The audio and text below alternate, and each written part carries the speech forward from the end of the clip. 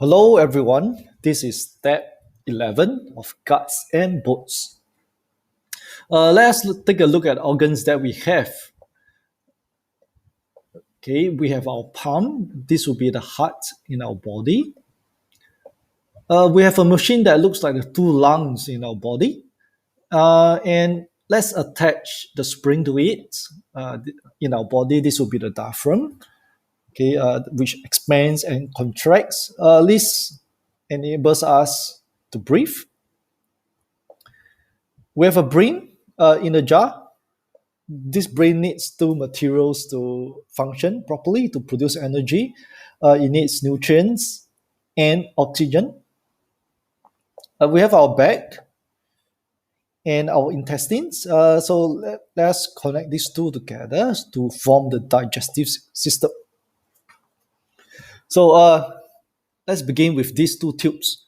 So this contains liquid rich in nutrients. It should go into our stomach.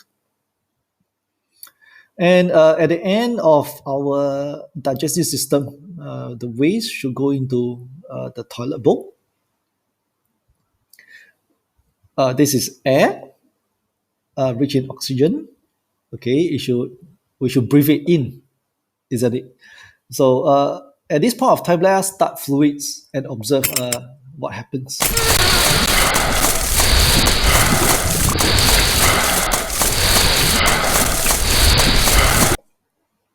Okay, things seems pretty fine. Our digestive system is working, but you can see there's no blood in the small intestine to absorb all these nutrients. Okay, all these nutrients are for the time being is just flowing into waste, and we are breathing in oxygen, but again, there's no blood that comes in to absorb all this oxygen. And we have a heart which is gushing out blood, rich in carbon dioxide. So let's connect this to our lungs so that it can be breathed out. Okay, and out from our lungs, it will go back to the heart. Okay, at this point of time, let's click on start and check if everything is functioning properly.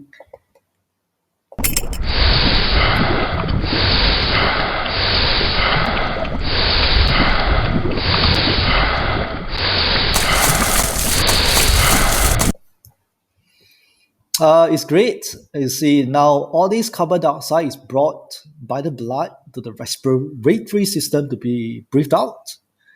And at the same time, we are also breathing in oxygen. You can see the exchange of gases over here. Blood, which is poor in oxygen or rich in carbon dioxide, is now enriched with oxygen and is brought back to the lungs. Okay, so where should this pipe go to? It should not be connected directly to the brain because it lacks nutrients.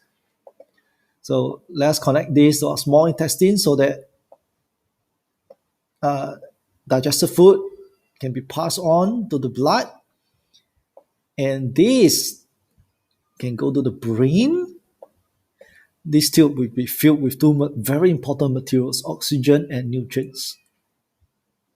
Okay, and of course, this very last tube, it will go back to the heart. Do we have a complete system? Is this completed? Let's click on start fluids to find out.